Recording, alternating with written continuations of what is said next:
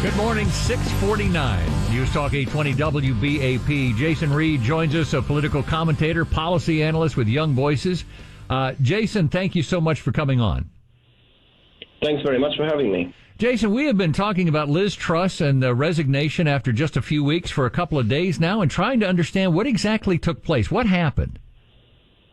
That's a very good question. The pace of British politics has accelerated a great deal in the past few weeks. What happened was that Liz Truss came into office with a very, very bold economic agenda. She unveiled a number of spending pledges. She unveiled intervention in the energy market, a number of tax cuts, and she promised to borrow money to pay for them. She didn't really say where the money would come from. She also rejected a lot of what would normally happen when you unveil policy like that. For example, she refused to have official projections about the economy and what might happen in terms of growth and investment and things like that. And the result is that the markets did not like it at all, and the cost of government borrowing increased quite substantially. It very quickly became apparent that she had done it too quickly, too fast, and that her economic agenda would be impossible to implement. So she lost all authority, and her party decided they had no choice but to get rid of her. She now becomes the shortest-serving Prime Minister in all of British history.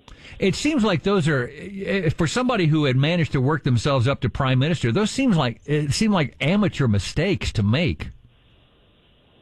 It's a very good point. If she had been at the top of politics for a very long time, she was a long-serving cabinet minister in a variety of different roles. I think it can be put down to a political naivety. She thought that she saw herself as a disruptor, as an innovator. She thought she was going to smash through what she called Treasury orthodoxy, which in some cases might have been workable, but this is a time of economic instability. This is a time of inflation. It's a time of economic crisis, you might say. And so it was very, very ill-judged. It was not the right time to do this. A lot of the policies themselves were, I think, fine. They would have been fine under a different leader, presented in a different way, in a calmer way, but she wanted to do everything all at once. And she vastly overestimated the political capital that she had in order to be able to do that. Jason, hang on the line just a moment. I have a number of questions for you coming up here, but we have to check on traffic for it. 6:51. Now let's go to Monty Cook. New delays because of a wreck on I-30 westbound at I-45. The right lane blocked off. They're already sluggish back toward Barry Munger. That's an extra 10-minute delay for you. A westbound I-30 at Westmoreland, that one is still there in the two left lanes. That's a 10 to 12-minute backup toward Fort Worth Avenue. Some better news in Arlington. It looks like that wreck on I-20 eastbound at Little Road cleared out. The bad news is still pretty heavy to Campus Drive. Still take you an extra 15 minutes or so as you roll through. 183 westbound of Brown Trail, only the right lane gets by. That 20-minute backup remains on to 121. I-35W northbound at Keller Hicks cleared the wreck out, but the 45-minute backup remains 287, the Decatur cutoff.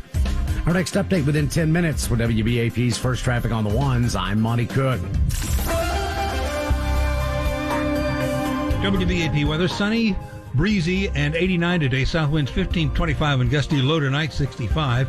And then sunny, windy, and warmer this weekend. Highs will be in the upper 80s with south winds gusting above 30 miles per hour both tomorrow and Sunday. Then a new chance of storms Monday, followed by cooler temperatures Tuesday.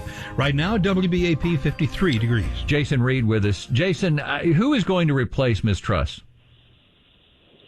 That's a great question. We won't have to wait long to find out because the whole contest is being shortened. It will take 1 week.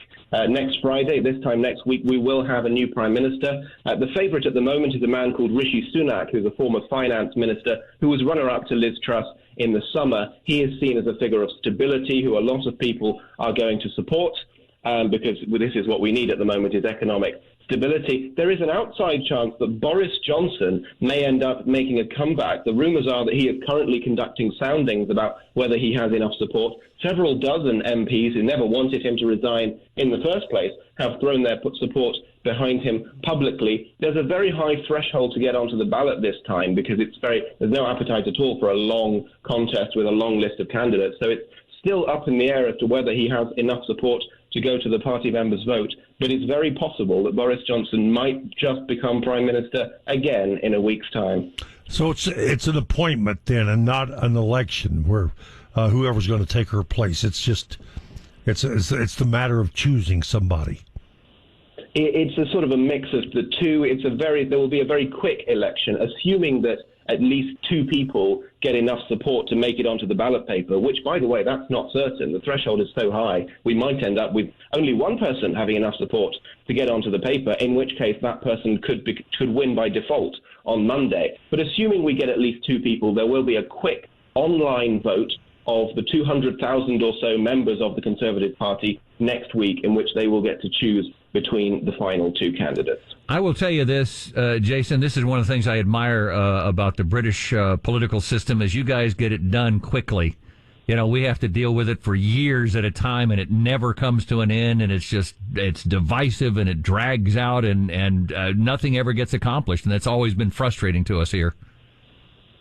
Well, you know, it's interesting you say that, because the last leadership contest we had, which was won by Liz Truss over the summer, lasted about 6 weeks in total. And I tell you, it felt like the longest 6 weeks of my life. It became very, very clear very early on that Liz Truss was going to win. There was a huge amount of damaging internal party fighting going on that was completely unnecessary. And that's the lesson that has been learned, is that 6 weeks is actually far too long for one of these contests, which is now we've got a much shorter one, which is going to take place in just 7 days.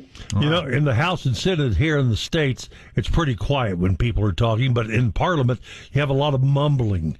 What's the number one word they say in that mumbling session?